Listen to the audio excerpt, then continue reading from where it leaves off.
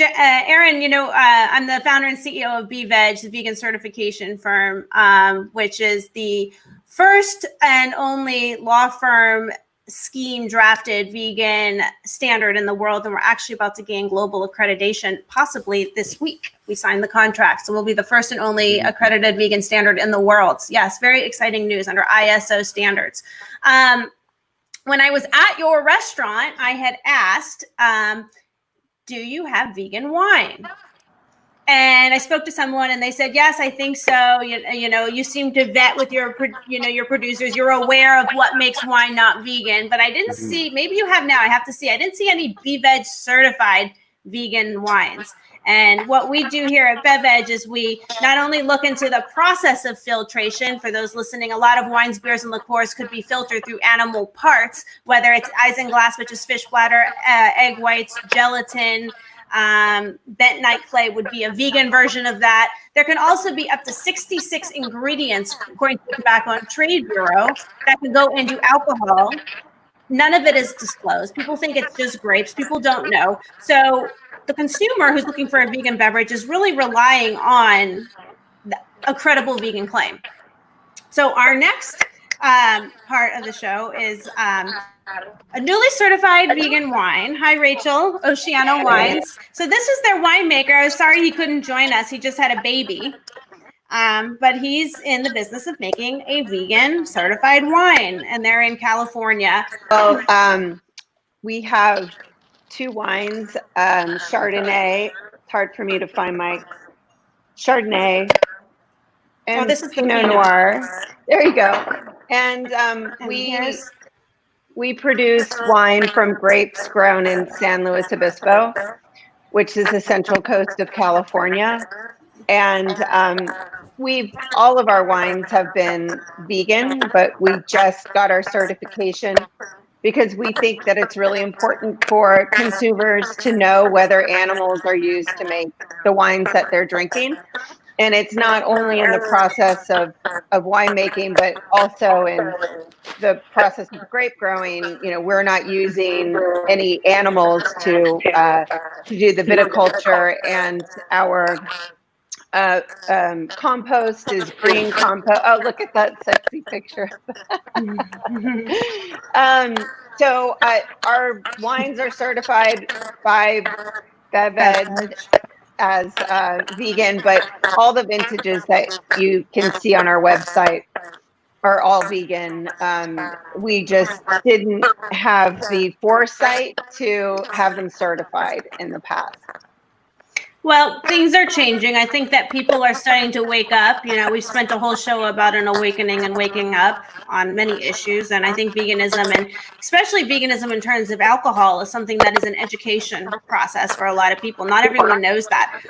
I was born and raised vegan. I was not aware of the alcohol or my glass of wine not being vegan until maybe 5 years ago. Right. See, I've been producing wine for about 20 years. Before Oceano, I ran my family's vineyard and winery.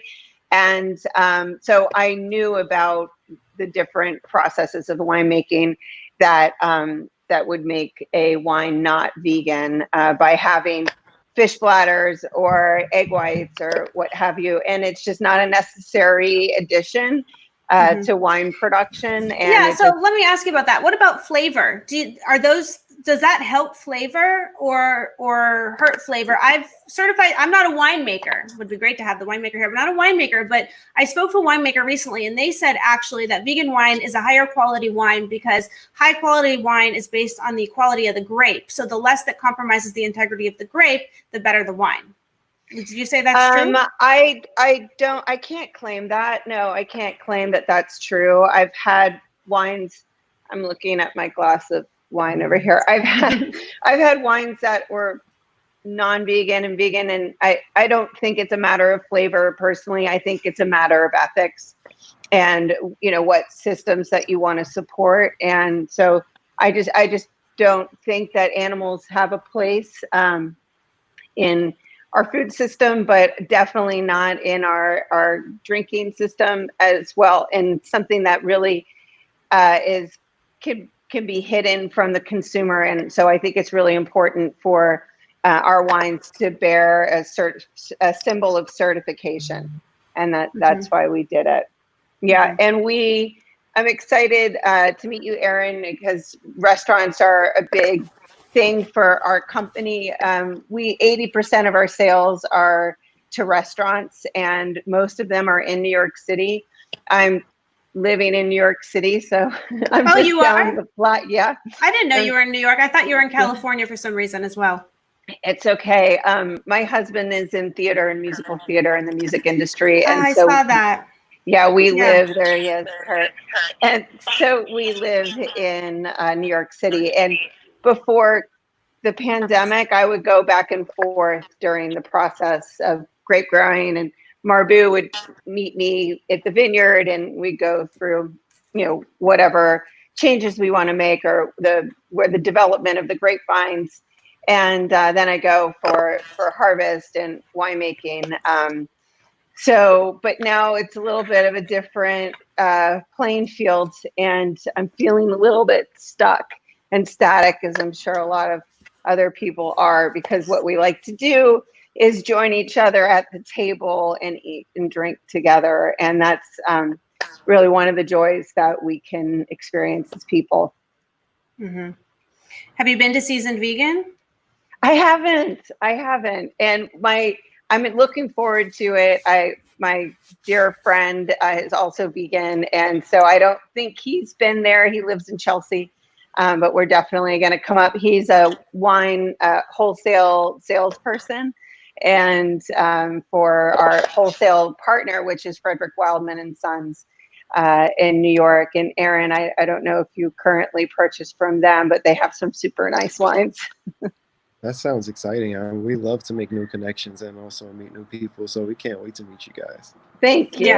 100%. Yeah. And Erin, I don't know what wines you have there, but I do encourage you to talk to your distributor. It is great that they are actually asking about vegan wines and trying to ensure and do their best effort. But the reality is you don't know anything unless it's certified. Not only are we doing the ingredient and supplier check, but with the accreditation, we're also doing lab tests. So we have a kit to test the honesty of the claims, and it will test for animal protein.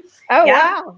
And so if you really want to know if it's a vegan wine, you should get it BevVeg vegan certified. And we have a free app for the consumers, which, Erin, you can let your patrons know. It has over 1 million beverages cataloged from the Tobacco and Trade Bureau's website. Plus, we've also gathered info from the internet and from Barnivore and updated based on our own certifications. So it is a search engine for people who want to know whether or not their drink is not vegan, vegan certified, or vegan claimed, possibly vegan. So, yeah, all important things. Sounds great. Thanks so much for having me on and being able to talk about our wines, Oceano wines. But before you go, I wanted to say that I loved the panel, and I stayed, even though I was in the studio backstage, I stayed and listened, and it was really compelling and very exciting to hear. So thanks for that. Oh, you're welcome. Thank you. And before you go, because I haven't tried these yet, I want to try it. What is it that I or someone that gets your wines can expect to taste and flavor with the two that are? I'm excited, and I love the bottle. It's beautiful. Thank you. It's very elegant. We named the wine Oceano because it's the closest vineyard to the ocean in the state of California, and there's a neighboring town called Oceano, and we wanted to really have a sense of place. But our wines are characterized by having a really clean and refreshing profile. So even though our Chardonnay is fermented in French oak and aged for 9 months, it's really bright and has a lot of green apple and lemon curd. And so you don't have any heaviness that you would associate with California Chardonnay. We don't perform malolactic fermentation, which is transforming malic to lactic acid. And that's because I really want the wines to be reflective of the soils and the climate in which the grapes are grown. So it's really bright, bracing, exciting. And then it's compact in the palate. So lots of flavors going on and a really long finish. Our Pinot Noir is fermented in stainless steel, so it has less oak, less of an oak experience than the Chardonnay. However, you still pick up on those toasty notes of the barrel, but you're going to have a wine that's packed with fresh red and red berries and a little bit of darker berries like some blackberry, a little bit of black currant, but mostly raspberry, strawberry flavors, some dried herbs, and again, a long finish. This wine, the vintage is 2019 on both of the certified vegan wines, but this needs a little time to open. So we bottled both wines May 3rd or something like that. Sorry, it's such a bizarre time that I don't know what month or what, but about a month ago we bottled these wines. They need about 3 more months before they're in their drinking phase. Now, let me back up. The Chardonnay you could enjoy right away, but I would open the Pinot Noir for an hour beforehand just to blow off some of that oak, and of course throw it in a decanter. You know, why not? I love ceremony, so. Right. Yes, I can't wait to try it. And hopefully maybe you guys, Erin and Rachel, you guys can connect since you're both in the city. When I'm in the city next, I don't know when I'll be, I'll reach out as well. I haven't been back in a while with all that's going on. Well, my apartment's sitting there empty in Midtown. Bummer. I know. No, but I'll definitely come by. Are you there most days? I'm there every day. Every day. Okay. You really should go. And I wish if we had more time, Erin, I don't know if you know how to screen share, but I've seen I should have played your trailer basically to Seasoned Vegan. That's what drew me in there years ago. My mom sent it to me and the food looked so good. Do you know what I'm talking about? Do you know the video I'm talking about that I saw? I'm trying to remember. I can't remember which one it is right now.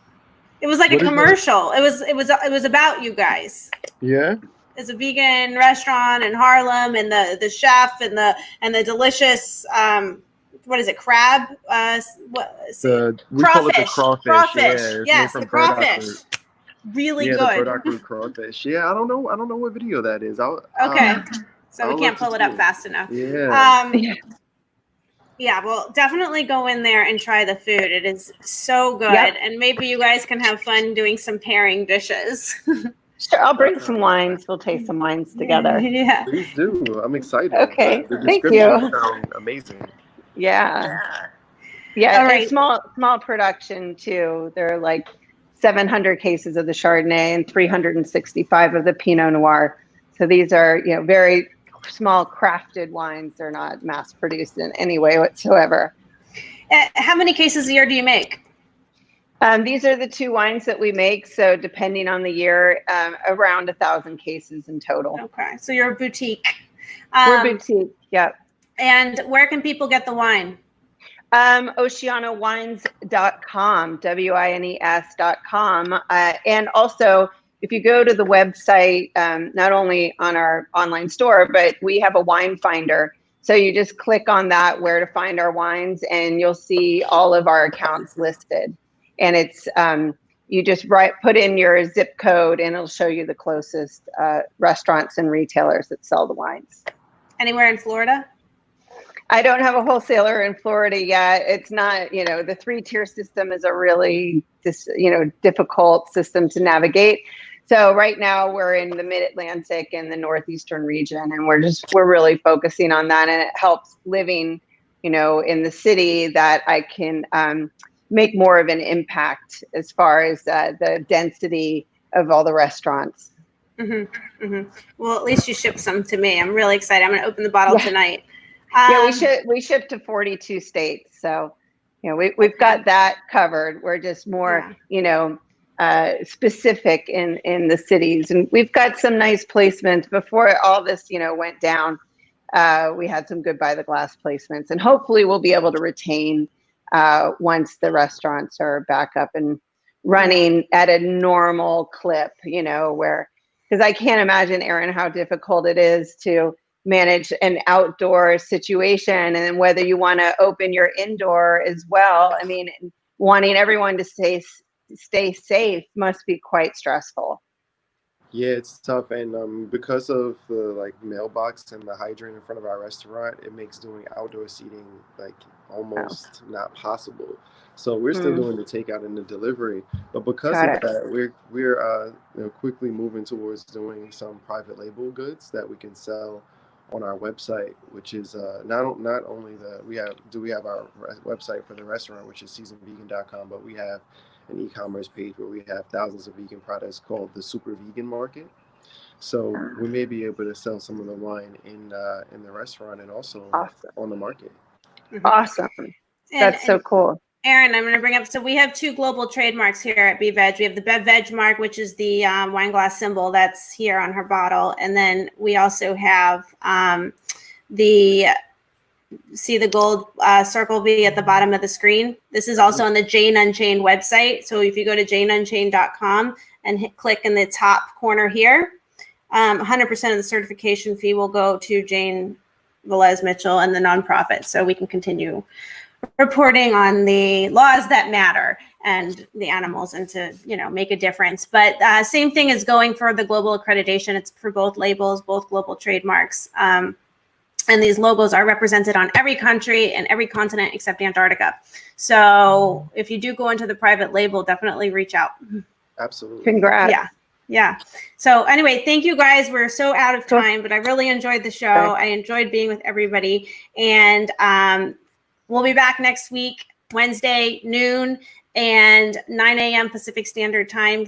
Thanks for joining us, and see you next week. Thank you.